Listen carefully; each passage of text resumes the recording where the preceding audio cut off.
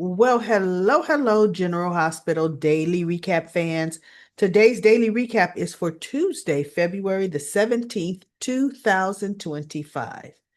Well, Chase has to go down to the PCPD because he was notified he needs to sign some paperwork regarding his, reclassification in his job titles.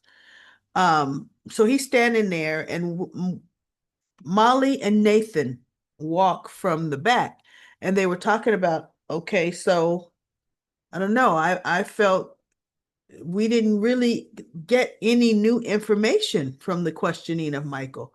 And she says, me either. He says, so, pretty much there's not too much they're going to do unless there's some information that really points him to shooting Drew. So she says, well, I just want to let you know from this point on, I am officially recusing myself from the case. And he says, I understand. So she walks by Chase, but she stops and she says, um, just to let you know, I'm recusing myself from this case. And he says, oh, yeah. She said, now, I'm just doing this like as a courtesy because your tone the last time was right? She said, but yeah, I'm recusing myself. You were right for if I was going to be any further involved, which I'm not. So she leaves. He goes over to Nathan. So I overheard you and Molly talking about, the case. And he goes, yeah, to which I can't share any information with you on it. And Chase just stands there. I understand. He says, but I just feel that you all overlooked something. And Chase says, and Nathan says, like what? He says, there was no sign of forced entry. So the shooter and Drew didn't hear them come in. So the shooter probably came through the back door. Who's to say Michael Corinthos doesn't have a key or didn't have a key to get in? And Nathan says a lot of people probably have keys, right? Willow has a key. I know there are a number of other people that have keys to Congressman Kane's house. And Chase says, yeah, but if Michael has a key, he's already admitted he was there. I'm just saying. And Nathan is looking at Chase. And Chase doesn't push it any further because then it would, he'd get reprimanded yet again. So Michael is talking to Trace. No, Michael is sitting in the kitchen. Chase comes through. But before that, Michael walks in, Dante is there. And Dante was like giving him the cold shoulder. I didn't like it. I really didn't. And he goes, Dante, is it just going to be like this? And he goes, well, Michael, until this is all said and done, you know, yeah, due to me being the chief, the commissioner, and you being a possible suspect, yeah, this is how it's going to be. And he says, are you still mad about my alibi? He says, yeah, Michael, you made me look stupid. You made the department look stupid. And Michael's like, well, I didn't feel that I could come to you and tell you the truth, that my alibi wasn't true. Because what would you do? He says, I would be forced to report it. Of course you would. He says, and I didn't want to put you in that position. He said, yeah, I made a bad choice, but I made sure I didn't put you in that position. to have to now report me. So Dante kind of just looked, he goes, you know what, I got to get to work. And he goes, you know, Michael, you could have at least gone, could have told law enforcement, told the truth when you were questioned to with law enforcement. And Michael said, I don't trust law enforcement. And you know why? Dante kind of just looked at him. Yeah, yeah. That was a very unfortunate situation. But I mean, this is a different situation. And Dante hem-hawed and got the heck on out of there. Right? And then that's Michael sitting down. And that's when Chase comes barreling in.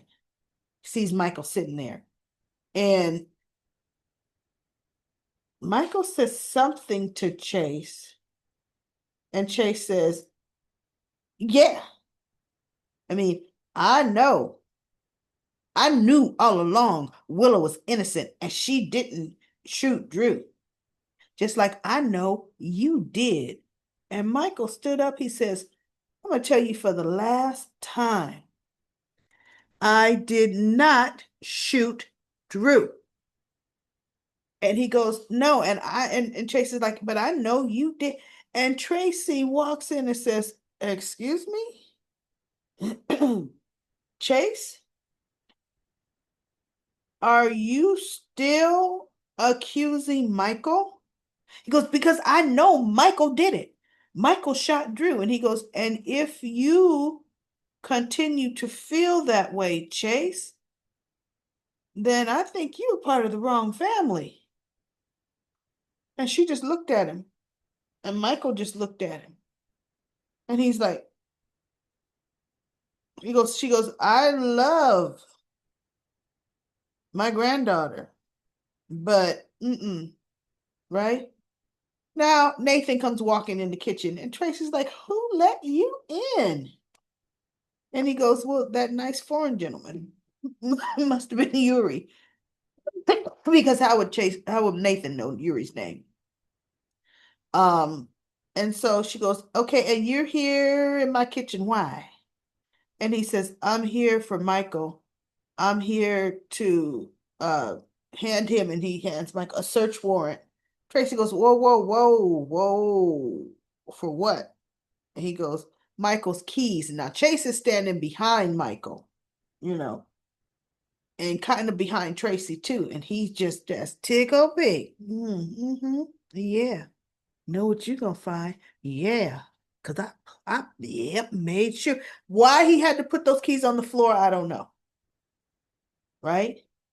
So she goes, oh no, you're not taking anything. You're not even going to talk to Michael until his attorney is present. Michael, I'm getting ready to call Diane. And Michael says, no need, Tracy. I do not have a problem. He takes his keys out his pocket and he hands his keys. He goes, start with these keys. Here you go. Now, and Chase is just, ooh, cat's meowing it.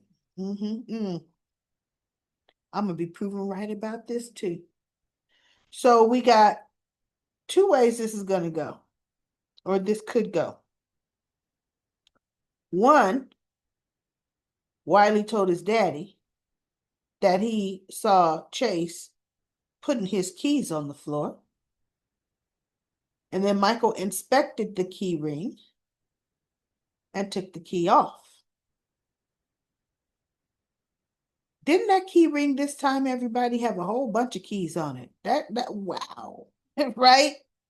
Or Michael's gonna be blindsided with that key on that key ring.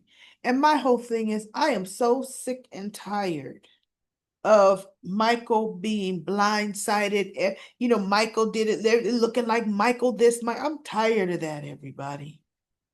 Sincerely tired of it. So we'll find out tomorrow what happens. Well, maybe tomorrow. Tomorrow is Wednesday. That may drag that out till Thursday or Friday. Well, Thursday, because Friday is supposed to be the tribute to Luke. So we have Rick and Sonny, they were having lunch, talking, and Rick was saying, Sonny, while Diane, I guess now Diane is incapacitated or recuperating.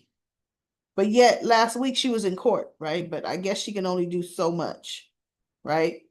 Rick says, now that you're moving the base of your operation from Pier 51 or 54 to Rockland County or the Rockland Piers, you need somebody, Sonny, to oversee the, the contracts.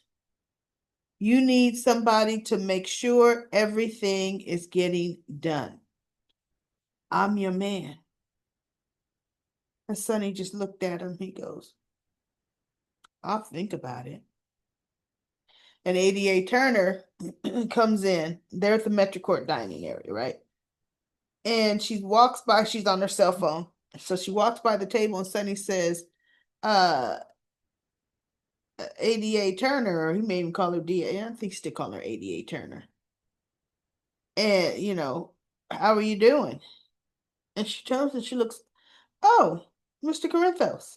And Mr. Lansing. She goes, oh, I'm glad I ran into you. I need to talk to you about Rocco. So she sits down and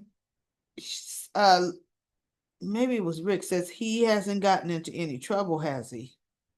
And or even Sonny, but I think it was Rick. And she says, no, to the contrary. Rocco, I am getting glowing reports on him. He has been so committed to doing his community service hours that he is looking like finishing up well ahead of schedule. And Sonny said, Rocco's a good kid. And then Rick was complimenting her for not wanting to just use Rocco to get to Sonny, try to make an example to, you get Sonny Corinthos's grandson, to hurt him. And she goes, I don't operate that way, Mr. Lansing. She says, I don't need to take advantage of a kid that, period. It was breaking and entering was his crime, not what Dalton was accusing him of. She goes, and he goes, none of the evidence even supported what Dalton was saying. So no, I made the right choice. So she and Sonny kind of bantered a bit, and Sonny said something about that she ain't afraid of a good fight. And she just looked at him, and Rick is going back and forth. He's looking at her, and he's looking at Sonny. And then Justine will say something, he's looking at her. And he's thinking, okay, we got some sparks here. So Justine says, well, you know what? It's time for me to go. That's all I needed to say. So she gets up and she goes to the elevator. And Rick said, okay, so what's going on between you and the DA, Sonny? And he goes, what you talking about, Rick? He goes, oh no, it's obvious. What's your interest? He goes, I couldn't tell who's playing who. Because Justine thinks she's slick. And Sonny just know he's slick, right? And Sonny's like, it's not like that. She and I have an understanding. And we're cool with each other. And Rick said, yeah, no, there's definitely something more to that.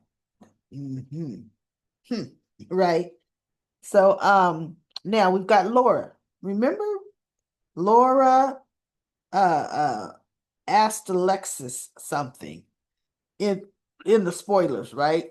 And we're trying to figure out what could Laura be offered. Laura offers Alexis something.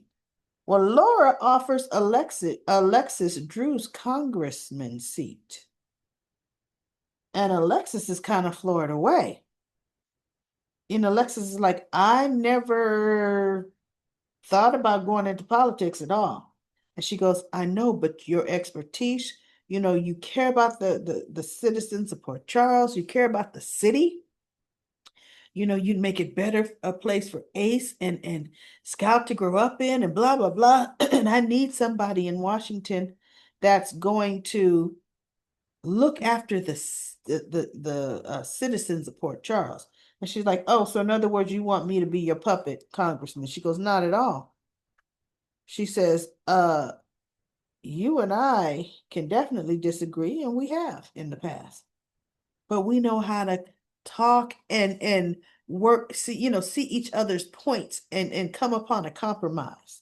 She said that's something that can never happen with Drew when he was in office. But apparently now his seat's been held too idle to, with them not even knowing when he's gonna be back on his feet. So they're saying no, he's got to vacate that seat. Good. Good. Okay. So Alexis says, you know what, Laura? I've got a lot I'll think about it because this is coming like out of left field. And Laura said, I knew I wasn't going to get an immediate answer, but you know what? How about tomorrow? And Alexis says, I'm going to think about it. And as soon as I make a decision, I'll get back to you. Now, I thought about the logistics of that, everybody. Alexis has Scout. Drew was always supposed to be in Washington, D.C. And Laura out and out said, I need somebody in Washington that blah, blah. So, in other words, what? Did they think she could take her granddaughter Scout to what? No. Right now, with what's going on in Alexis's family life, it's not a good time for her. Would I love for it to be? Yes, because she could go in and turn those tables on Drew, right? Now, Sidwell at the end of the show calls uh Willow out to Spoon Island. And he's telling her, that he admires how she has handled herself and she's pulled her life together and she was acquitted of those charges. And he says, she goes, okay, thank you, but still, why am I here? He says, it is not uncommon for a wife to fill the husband's Congress seat and finish out his term. And I feel you a perfect candidate to step in and fill Drew's seat. And she says, like, wait, what? She's just like, wait, huh? So then we got Laura talking. We've got Chase up there with his warrant, and now Willow. But Willow, look, what's going to be going on behind her things is, ooh, I'm going to have power. What I could do with that power. I'm going to have more power than Michael. Because he goes, you are the perfect person to help, make sure the criminal Quartermains and Corinthoses don't just run rampant. You've shown you can navigate them. And she's like, mm-hmm. So Willow's gonna say yes. And really, it won't matter what Alexis's decision is, because Sidwell's then going to go to Laura and tell her, you are going to endorse Willow Kane.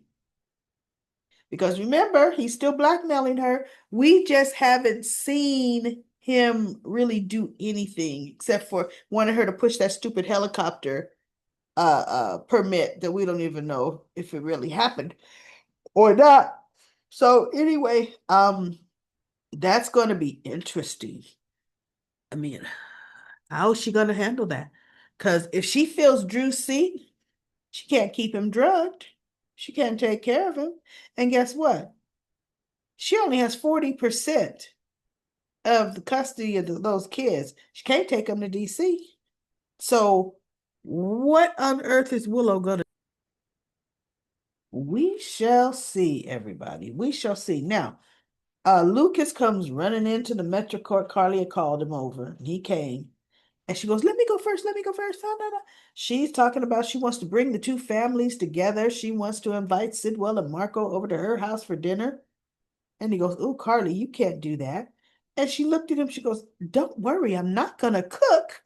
Because we all know Carly can't cook. But that wasn't what he was talking about. Lucas ends up telling Carly now, not yes, that he found out Marco has been lying to him. Marco does work for his father. And Carly's like, you've got to get away from him. Carly then turned back into Carly mode, which then put Lucas back in Lucas defense mode, saying, no, when I first met Marco, no, he wasn't. All he was handling his father's his legal issues. She goes, so he says, Lucas. And so he goes, I choose to believe him. She goes, his father is dangerous. You being on that island, you're in danger, Lucas. And now he completely deceived you.